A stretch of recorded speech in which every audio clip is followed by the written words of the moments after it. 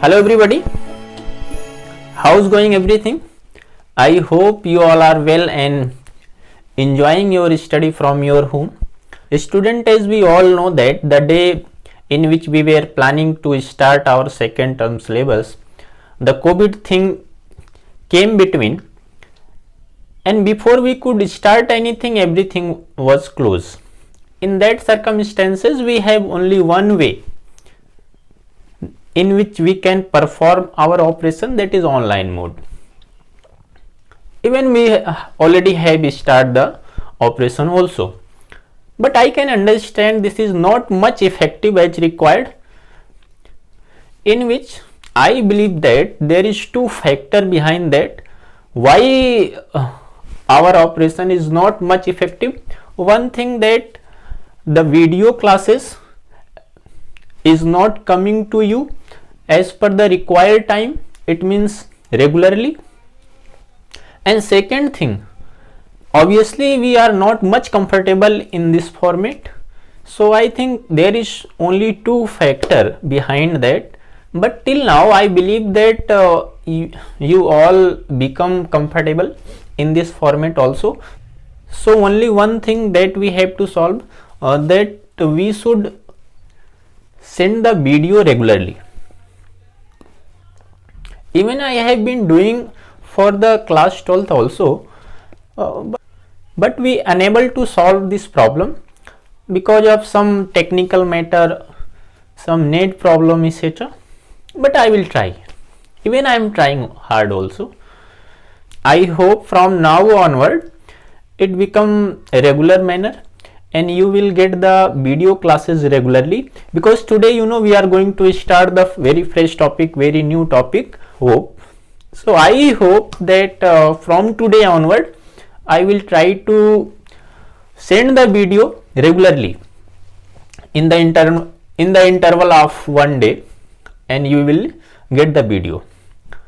So I just want to request to you all one thing, that please subscribe the channel so as to you will get the information, you will get the any update yourself. And second thing, try to watch the video at one sitting only. See, you have option actually. Whenever you getting bored, just pause the button and go and take some refreshment and come again and continue your study till the class is over.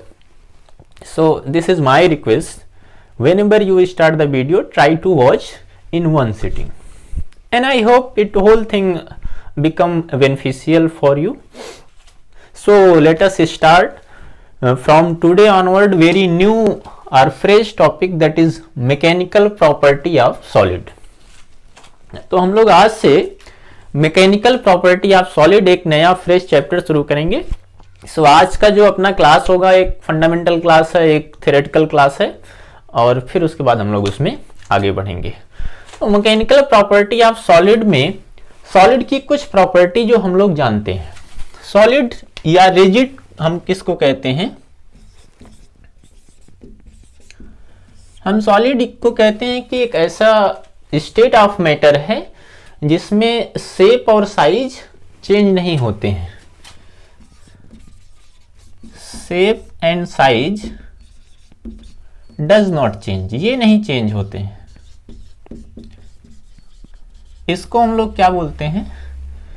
Solid बोलते हैं या rigid बोलते हैं.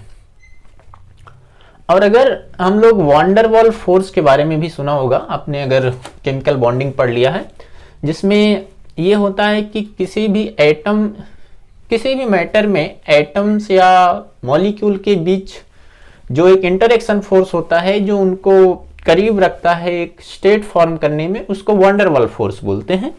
और उसका separation के हिसाब से एक कर्व भी आप सबने देखा होगा, और ये कर्व दो फिजिकल क्वांटिटी पर बिलोंग करता है. एक तो पोटेंशियल एनर्जी और दूसरा force of attraction between the molecule और atom versus separation between the atom, interatomic और intermolecular distance.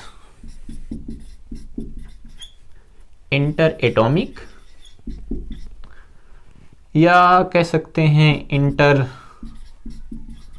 Molecular distance. और ये जो कर्व आया था कुछ इस तरह का आया था। मान लो ये पोटेंशियल एनर्जी का आर के रिस्पेक्ट में है, और फोर्स का भी कुछ ऐसे ही होता है। इंटरमॉलिक्यूलर फोर्स जो होते हैं,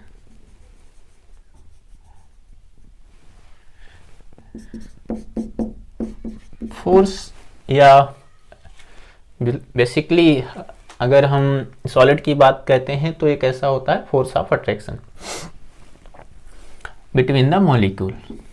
यहां तक अगर हम देखते हैं कोई एक सर्टेन डिस्टेंस, ये छोड़ दें, अगर हम आर नॉट की बात अगर हम छोड़ दें तो इससे पहले जो देखते हैं वो कैसा होता है, पोटेंशियल एनर्जी कैसी है, पॉजिटिव है, यानी ई ये पॉजिटिव है।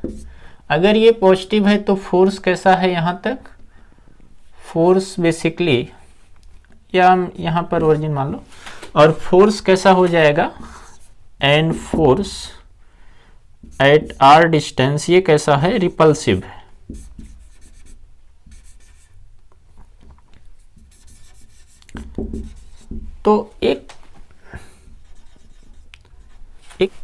तो एक सर्टेन डिस्टेंस है जिसको normal equilibrium distance R naught बोलते हैं, उससे पहले पोटेंशियल एनर्जी कैसी है, पॉजिटिव, और फोर्स ऑफ इंटरमॉलिक्यूलर फोर्स कैसा है, वो रिपल्सिव है। आर नॉट पर ये क्या है, बैलेंस कंडीशन पर है, पोटेंशियल एनर्जी जीरो है और फोर्स भी क्या है, जीरो है।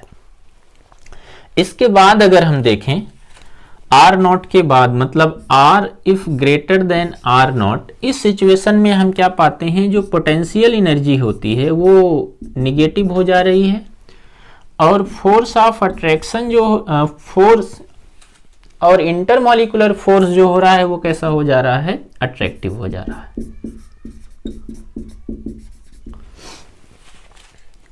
See how these all things came in between। तो अगर हम सॉलिड को देखें तो जो मॉलिक्यूल एक दूसरे से जुड़े हैं वो किस तरह से जुड़े हैं, देखो कैसे। मान लो एक सॉलिड कुछ इस तरह का स्ट्रक्चर फॉलो कर रहा है,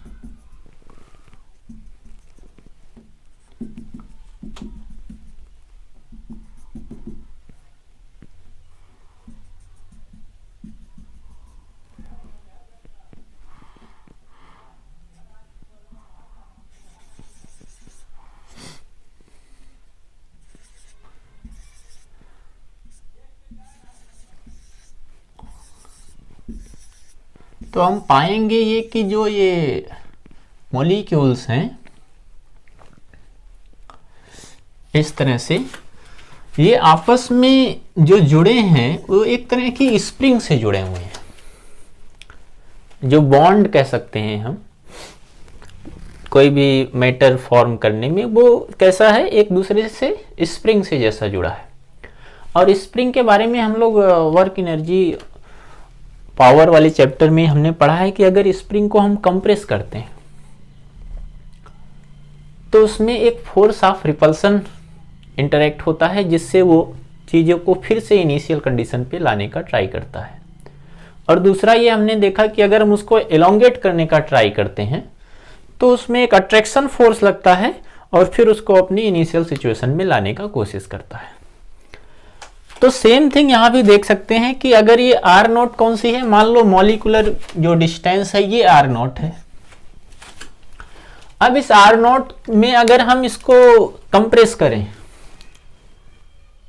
तो डिस्टेंस आर नॉट से कहीं कम होगी, और कम होगी उस कंडीशन पर पोटेंशियल एनर्जी पॉजिटिव हो रही है और फोर्स कैसा हो जाएगा, रिपल करेगा, रिपल्सिव हो जाएगा। और अगर इसको हम एलोंगेट करते हैं, आर नॉट से बढ़ाते हैं, तो हम क्या पाएंगे कि फोर्स कैसा हो जाएगा, अट्रैक्टिव हो जाएगा, और पोटेंशियल एनर्जी भी क्या होगी, वो घटेगी या निगेटिव होगी। तो this is how solid particle are assembled to form a particular solid, it means its shape of solid. Basically configuration of atom, ion, molecule जिनसे भी मिलकर बना है सॉलिड, वो इंपॉर्टेंट होता है किसी सॉलिड को बनाने के। तो हमने एक जनरल केस लिया कि जिसमें एक सॉलिड कैसा है, क्यूब शेप का है, जैसे NaCl हो गया, कॉपर हो गया, ये सारा किस होता है, इस फॉर्म में होता है।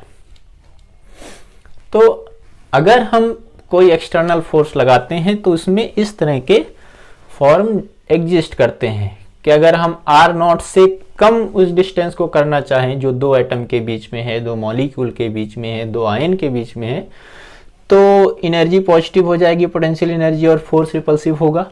और उसको अगर एलोंगेट करते हैं तो ये सिचुएशन होएगी।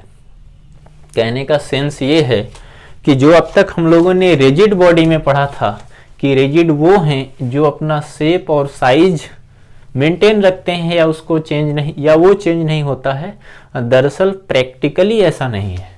प्रैक्टिकली ये है कि उसमें अगर हम कोई फोर्स लगाएंगे तो ऑब्वियसली उसमें चेंजेज आएंगे। और ये जो पर्टिकुलर चैप्टर है इसमें उन चेंजेस को हमको पढ़ना है, and the factor which are governing the change, which are opposing the change, ये हमको पढ़ना है।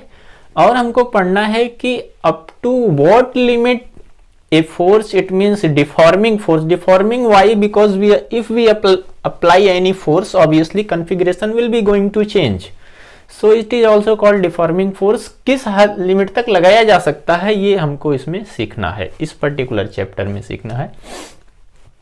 तो पहले हम तो ये देखते हैं कि जो इस पर अगर हम फोर्स लगाते हैं तो फोर्स लगाने से इस पर किस तरह से डिफॉर्मिंग होती है और ये फोर्स कितनी तरह से अप्लाई किए जा सकते हैं वो हम इसमें सीखेंगे। फिर इन फोर्स को लगाने पर जो डिफॉर्मेशन आ रहे हैं वो कितना चेंज हो रहा है, अलग अलग मटेरियल का अलग अलग फोर्स लगाने से कैसे हो रहा है, और फिर उसमें रिलेशन हम लोग सीखेंगे। इन सब के लिए इसको पहले तो हम रफ करेंगे और देन विल स्टार्ट। तो पहले इसको हम रफ करते हैं।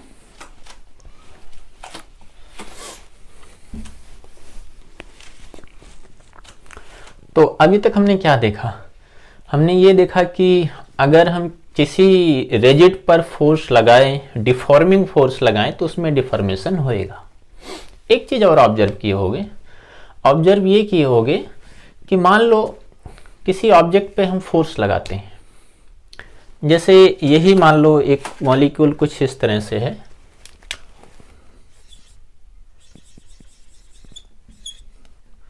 एक कोई मटेरियल कुछ सपोज इस तरह से है,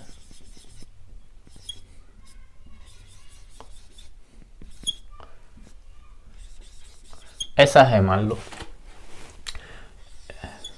इसके ये कंस्टिट्यूएंट पार्टिकल हैं, एटम, आयन, मॉलिक्यूल जिनसे ये मिलकर बना है।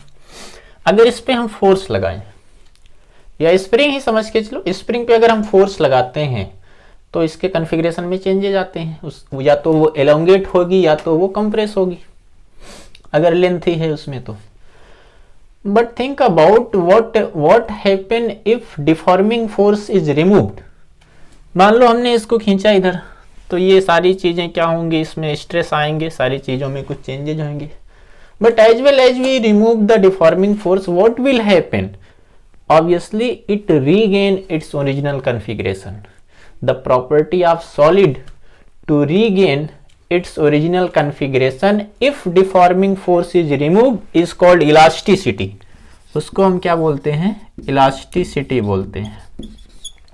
डिफॉर्मिंग फोर्स लगाया गया, जैसे उसको रिमूव करते हैं तो एक प्रॉपर्टी है सॉलिड की जो उसके ओरिजिनल कॉन्फ़िगरेशन को रीगेन करने देती है, उसी को हम क्या बोलते हैं? इलास्टिसिटी बोलते हैं।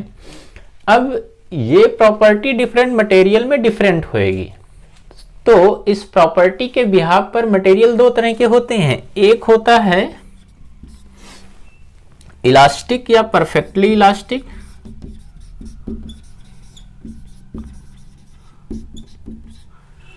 परफेक्टली इलास्टिक ये होगा कि जिस ऐसे सारे सॉलिड आएंगे जिस पे अगर हम डिफॉर्मिंग फोर्स रिमूव करें वो अपनी ओरिजिनल कॉन्फ़िगरेशन अटेन कर ले, उसको परफेक्टली इलास्टिक बोलते हैं। और दूसरा होगा प्लास्टिक मटेरियल, मतलब अगर उसमें हम डिफॉर्मिंग फोर्स अप्लाई करें तो उसका कॉन्फ़िगरेशन कंप्लीटली चेंज हो जाए। जैसे मड है, गीली मिट्टी, उस पे हम अगर फोर्स लगाएंगे तो उसका कॉन्फ़िगरेशन क्या होगा, टोटली चेंज हो जाएगा। तो उसको प्लास्टिक मटेरियल बोलते हैं। परफेक्टली इलास्टिक मटेरियल क्या होता है, जो अपना ओरिजिनल कॉन्फ़िगरेशन रीगेन कर ले, उसको हम क्या बोलते हैं, प्लास्टिक मटेरियल कहते हैं। अब इस इलास्टिसिटी को बेसिकली हम लोग को सीखना है, और बहुत सारे मटेरियल होंगे जिसमें इलास्टिसिटी हम कंपेयर भी करते हैं, और उसमें पाएंगे कि इलास्टिसिटी बेसिकली कैसे होती है, जो प्रॉपर्टी है वो क्या होती है। एक तो उसका कॉन्फ़िगरेशन चेंज होने का अपोज करेगी, the property of material, it means solid, which opposes the change in its configuration.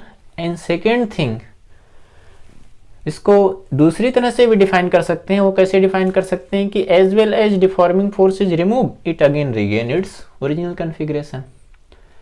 तो दोनों बातें आएंगी, या तो वो अपना कॉन्फ़िगरेशन चेंज होने का अपोज भी ज़्यादा करेगा, और दूसरा क्या होगा कि जैसे डिफॉर्मिंग फोर्स रिमूव करोगे वैसे ही वो अपनी ओरिजिनल कॉन्फ़िगरेशन रीगेन कर लेगा। उसको इलास्टिक या परफेक्टली इलास्टिक कहेंगे। जैसे हम प्लास्टिक ले लिए और सपोज आयरन ले लिए, iron in the sense steel ले लिए। अब सोचो कि अगर same amount of force plastic पे भी लगाया जाए और आयरन पे भी लगाया जाए तो कौन सा किसका कॉन्फ़िगरेशन चेंज हो जाएगा। तो ऑब्वियसली प्लास्टिक एलोंगेट हो जाएगी या उसमें चेंज आ जाएंगे।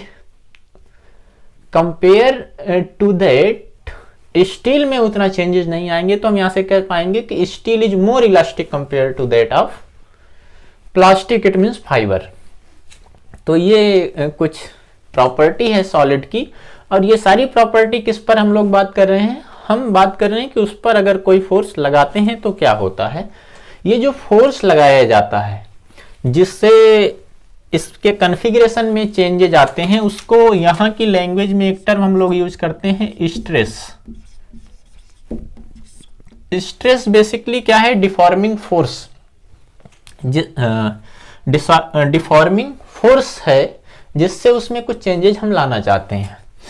अब चेंज लाने में हमारे पास ऑप्शन है, और अब कोई चीज का कॉन्फ़िगरेशन चेंज करने में कुछ ऑप्शंस हैं या कुछ तरीके हैं, उनके बेस पर स्ट्रेस भी अलग अलग होगा। पहला तो ये है कि अगर हम किसी मटेरियल में, किसी सॉलिड की लेंथ में चेंज कर देते हैं, लॉन्गिट्यूडनल चेंज करते हैं, तो उसको लॉन्गिट्यूडनल स्ट्रेस बोलते हैं, लॉन्गिट्यूडनल स्ट्रेस कहेंगे। और लॉन्गिट्यूडनल स्ट्रेस मतलब कैसे होगा, जैसे सपोज एक रॉड ही है, एक रॉड का ये एक एंड हमने क्या किया, फिक्स कर दिया, इसका एक एंड हमने क्या किया, फिक्स कर दिया।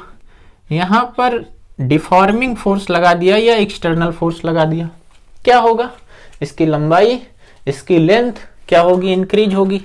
और जब लेंथ इंक्रीज होगी तो एक प्रॉपर्टी इसमें डेवलप होगी,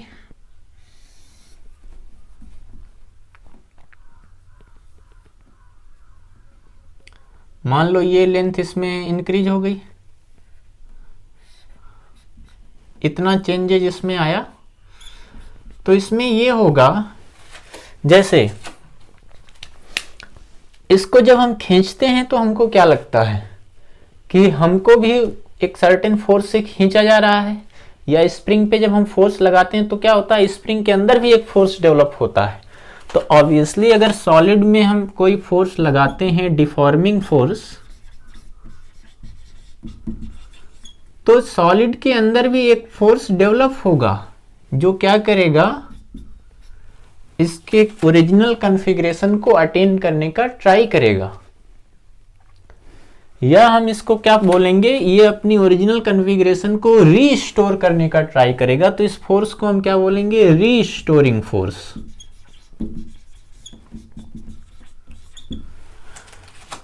और ये सिर्फ एलोंगेशन में नहीं, जैसे मान लो कि एक रॉड लिया जाए,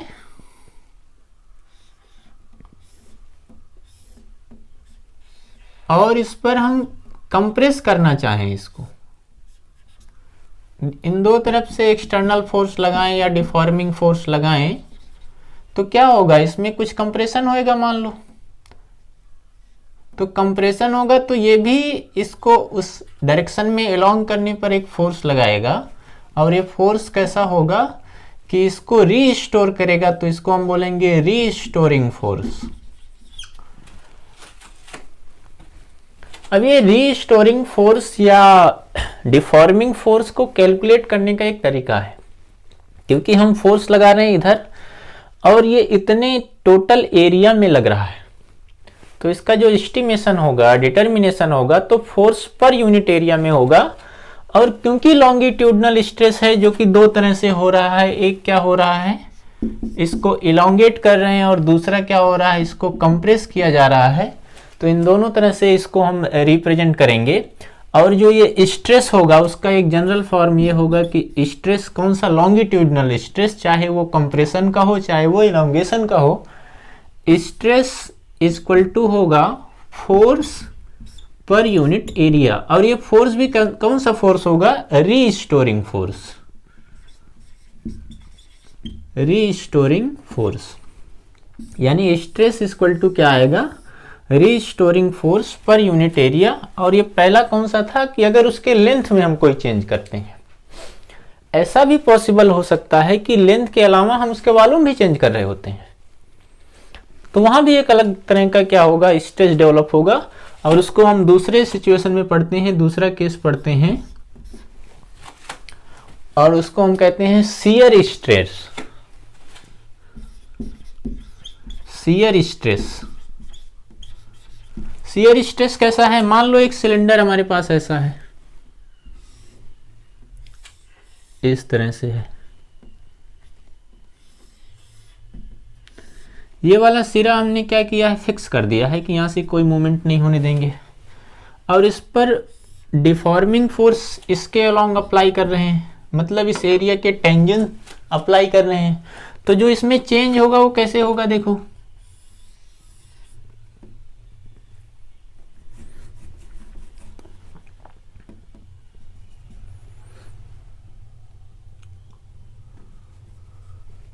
ये वाला सिरा तो फिक्स्ड है, ये थोड़ा सा अपनी ओरिजिनल कॉन्फ़िगरेशन से थोड़ा इधर जाएगा क्योंकि फोर्स यहां लग रहा था, तो वो कुछ ऐसा हो जाएगा।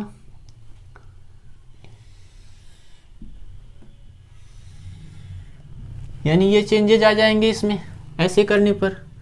पहले मॉलिक्यूल का कॉन्फ़िगरेशन ऐसे था, लेकिन फोर्स जब इस पर लगा, एक्सटर्नल फोर्स, तो ऐसे हो गया, कुछ चेंज हो गया ये। या हम कह सकते हैं कुछ ऐसा भी हो सकता है कि अगर वो क्यूब शेप का या बुक हो मान लो,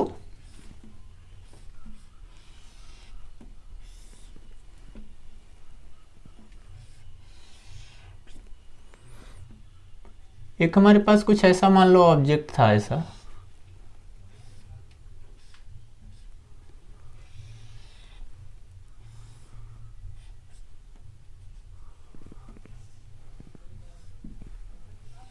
और हमने इसके अलोंग फोर्स लगा दिया, ऐसे डिफॉर्मिंग फोर्स ऐसे लगा दिया, तो होगा क्या, होगा ये कि ये जो पूरा सिस्टम थोड़ा सा उधर शिफ्ट होगा। कैसे शिफ्ट होगा, देखो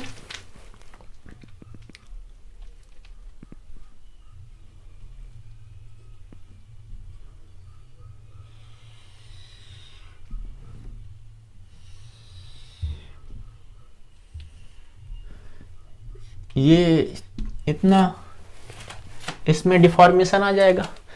तो ये एक तरह का क्या है, अलग तरह का स्ट्रेस है। इस स्ट्रेस को हम क्या बोलते हैं, शियर स्ट्रेस बोलते हैं। और शियर स्ट्रेस इक्वल टू क्या हो जाएगा,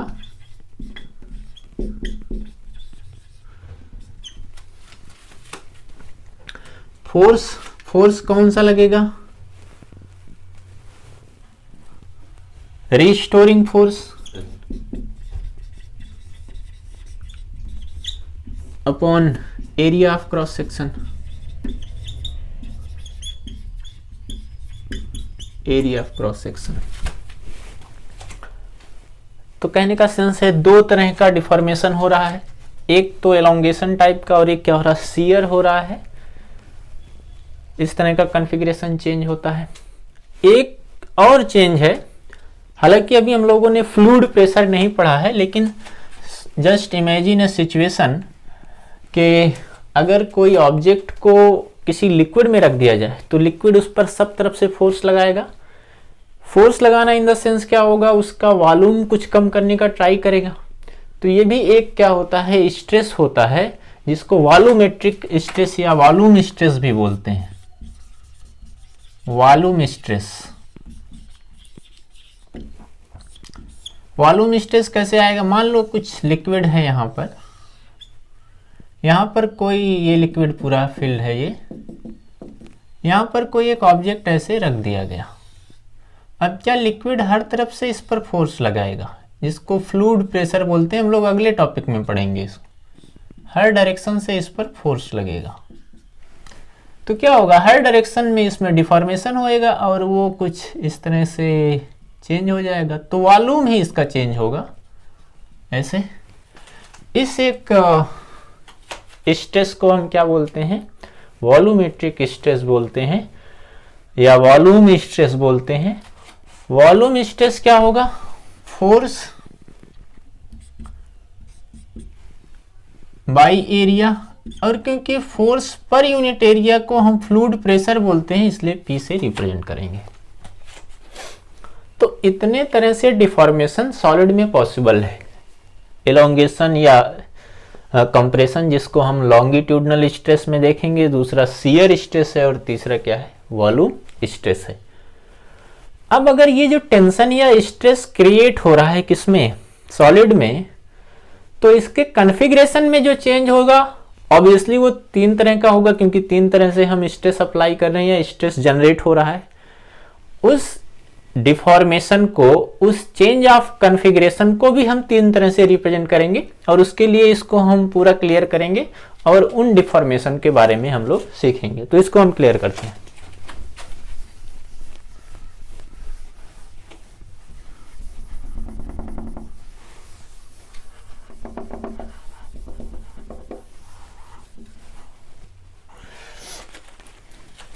तो इस तरह के डिफॉर्मेशन फोर्स डिफॉर्मिंग फोर्स लगाने से जो डिफॉर्मेशन आएगा उसका मेजरमेंट कैसे करते हैं, अलग अलग स्ट्रेस के कंपेयर में होगा। जो चेंज आएगा, जो डिफॉर्मेशन हो जाएगा, उसको हम स्ट्रेन बोलते हैं। स्ट्रेन क्या है, एक change from the original configuration of A solid on applying stress, it means on applying the deforming force. क्योंकि तीन तरह से डिफॉर्मिंग फोर्स हमने देखा है, तो ये भी क्या होगा, तीन तरह से होगा। पहला जिसमें हम लोगों ने क्या देखा था, लॉन्गिट्यूडनल स्ट्रेस देखा था।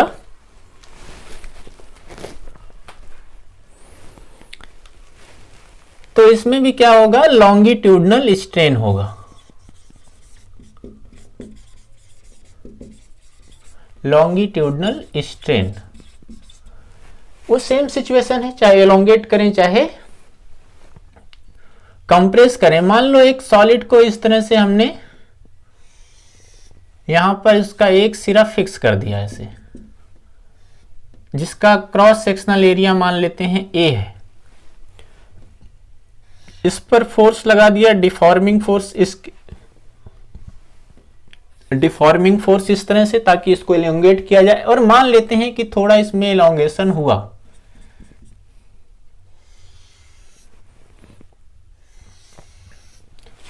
कितना एलोंगेशन हुआ, मान लें कि यहां से ये थोड़ा एलोंगेट हो गया, कुछ लेंथ यहां पर चेंज हो गई।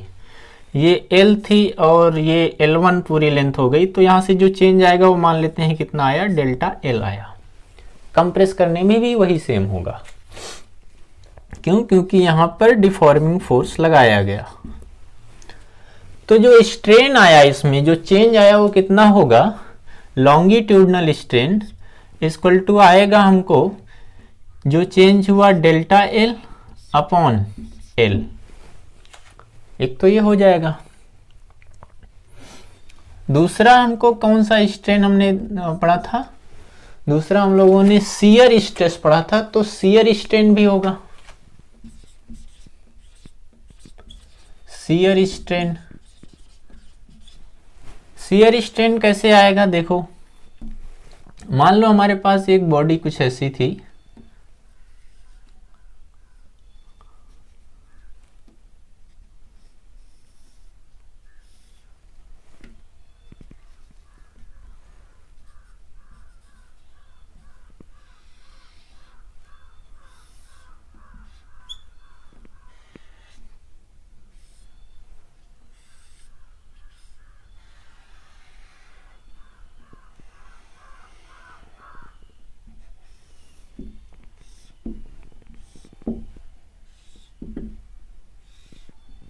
और हमने फोर्स इधर से ऐसे लगाया, तो ये पूरा सिरा तो फिक्स है,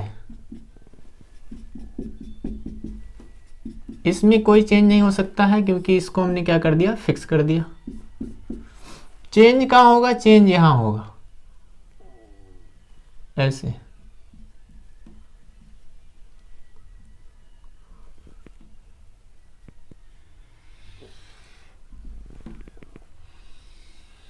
इस तरह से इसमें चेंज आ जाएगा। ये एंगल जो हुआ मान लेते हैं थीटा हो गया। तो यहां पर जो स्ट्रेन हो रहा है वो बेसिकली एंगुलर कह सकते हैं, हो सकता है, या इसको हम क्या कहते हैं, शियर स्ट्रेन बोलते हैं। और शियर स्ट्रेन की जो वैल्यू होती है, और शियर स्ट्रेन कैसे निकालेंगे, वो थीटा होगा, क्योंकि ये स्ट्रेन या चेंज बहुत छोटा है।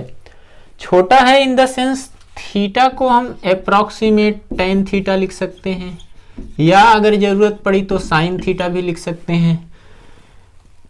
तो एक तो मान लो इसकी लेंथ वगैरह एल ही थी जो इसमें चेंज नहीं हो रहा है, ये जो चेंज हुआ ये मान लो कितना है, डेल्टा एल है।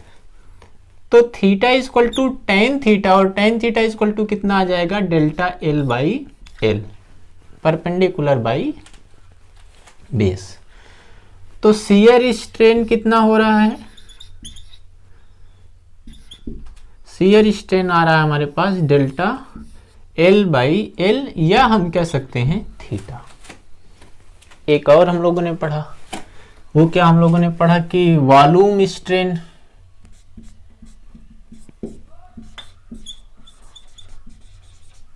वॉल्यूम स्ट्रेस पढ़े थे, तो उसके वजह से जो चेंज आएगा वो वॉल्यूम स्ट्रेन आएगा।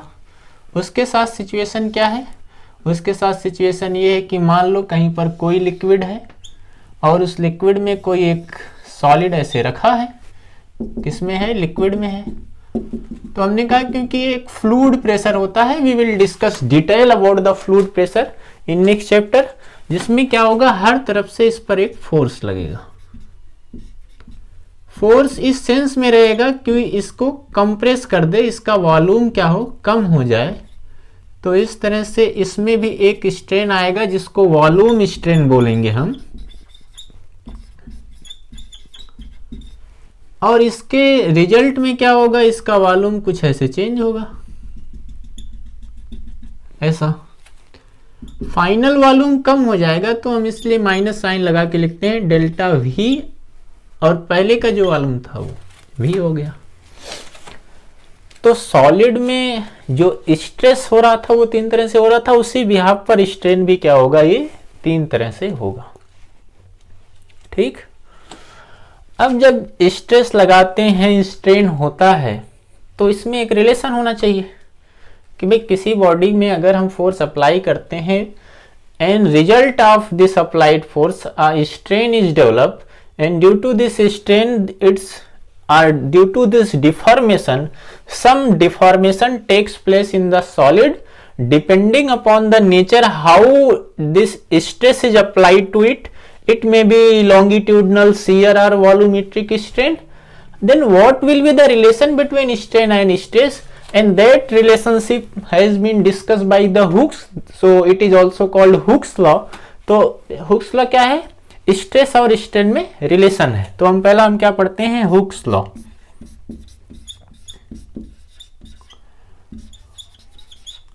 हुक्स लॉ,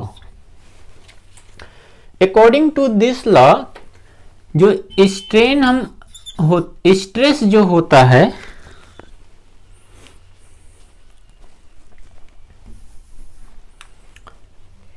जो स्ट्रेस होता है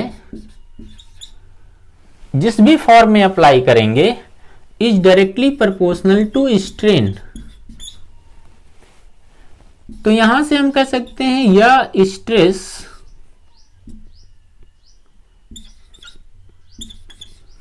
equal to strain into constant, या हम कह सकते हैं कि stress by strain equal to constant.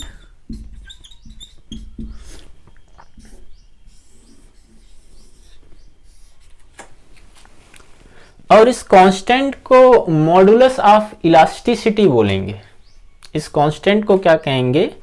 Modulus of elasticity, क्योंकि ये लिमिट ऑफ इलास्टिसिटी तक हम इसको होल्ड करते हैं या होल्ड पाते हैं, तो इसीलिए इसको हम क्या बोलते हैं? Modulus of elasticity. इस कांस्टेंट को हम क्या कहेंगे? मॉडुलस ऑफ इलास्टिसिटी कहेंगे। ये थोड़ा सा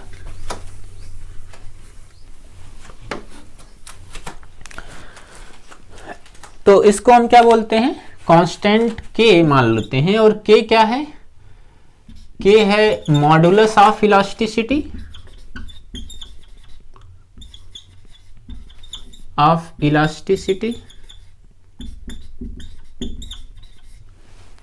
या proportionality constant of elasticity. Unit क्या हो जाएगी? क्योंकि स्ट्रेन तो यूनिटलेस है, तो जो इसकी होगी वही इसकी हो जाएगी। यूनिट हो जाएगी force per unit area, Newton पर मीटर स्क्वायर।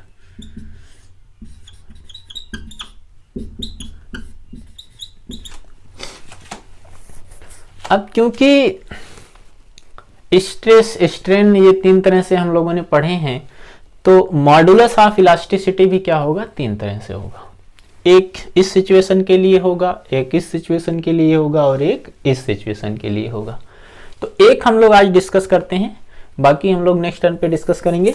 पहला हम लोग पढ़ते हैं लॉन्गिट्यूडनल स्ट्रेस या स्ट्रेन की कंडीशन पे, या इस सिचुएशन के लिए हम लोग पढ़ते हैं और हुक्स लॉ अप्लाई करते हैं। तो इसको सबसे पहले जो डिस्कस किया था वो यंग्स ने किया था, तो इसीलिए यंग्स मॉडुलस ऑफ इलास्टिसिटी होता है। तो पहला हम लोग बात करते हैं यंग्स मॉडुलस, और यंग्स मॉडुलस परफॉर्म करने के लिए हमारे पास एक एक्सपेरिमेंट भी है जिसको सर्ल एपरेटस बोलते हैं, और ये डिफरेंट मटेरियल का यंग मॉडुलस हम लोग निकालते हैं। बेसिकली यंग मॉडुलस किसके लिए है? लॉन्गिट्यूडनल स्ट्रेस और स्ट्रेन के लिए है। मतलब किस सिचुएशन के लिए है? Suppose we have a steel wire of cross sectional area A. हम मानते हैं कि हमारे पास एक स्टील वायर है जिसका क्रॉस सेक्शनल एरिया क्या है? ए है। इस पे अगर हम फोर्स लगा दें, डिफॉर्मिंग फोर्स लगाएं, तो ऑब्वियसली क्या होगा ये कि इसमें एक रीस्टोरिंग फोर्स इधर वर्क करने लगेगा, और एक सिचुएशन ये आएगी कि अगर इसमें कुछ एलोंगेट हो जाता है, मान लो थोड़ा सा,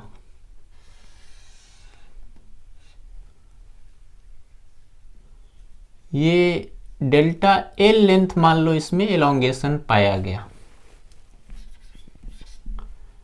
और ये जो डिफॉर्मिंग रीस्टोरिंग फोर्स है इधर लग रहा है, क्योंकि ये ऐसा एलोंगेट होने के बाद ये ट्रांसलेशनल इक्विलिब्रियम पे है, तो हम आसानी से कह सकते हैं कि जो डिफॉर्मिंग फोर्स होगा वो किसके बराबर हो जाएगा?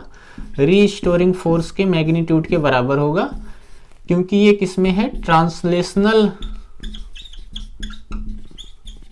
इक्विलिब्रियम पर है।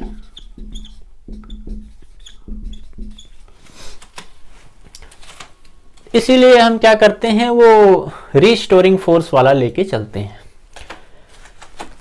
जो हुक्स लॉ है वो क्या है? स्ट्रेस बाय स्ट्रेन होता है। यहां पर स्ट्रेस कितना हो रहा है? फोर्स पर यूनिट एरिया, और फोर्स कौन सा? Restoring force. Per unit area मान लेते हैं इसका क्रॉस सेक्शनल एरिया ए है, ये किसके बराबर हो जाएगा, इक्वल टू हो जाएगा कोई एक कांस्टेंट, और यहां पर यंग्स मॉडुलस को हम मान लो सपोज मान लेते हैं कि y से रिप्रेजेंट करते हैं, into stress into strain, strain कितना आएगा डेल्टा एल बाई एल आएगा, यानी यंग्स मॉडुलस या modulus of elasticity equal to हो जाएगा deforming force by area divided by delta L by L, या y इक्वल टू हमको क्या मिल जाएगा F into L upon A into delta L. तो पहला जो रिलेशनशिप था हुक्स लॉ के लिए वो किसके लिए हमने पढ़ा, लॉन्गिट्यूडनल के लिए, जिसको हम क्या बोलते हैं यंग मॉडुलस बोलते हैं, y से रिप्रेजेंट करते हैं, और y इक्वल टू क्या होगा F कौन सा फोर्स होगा, restoring force into L upon A into delta L, where delta L क्या है स्ट्रेन, कितना चेंज हुआ है, change in length, either it may be elongation और कंप्रेशन, और एल उसका ओरिजिनल लेंथ था। तो आज के लिए इतना ही, और फिर इसी के बाद हम लोग कंटिन्यू करेंगे नेक्स्ट क्लास में अगले दिन।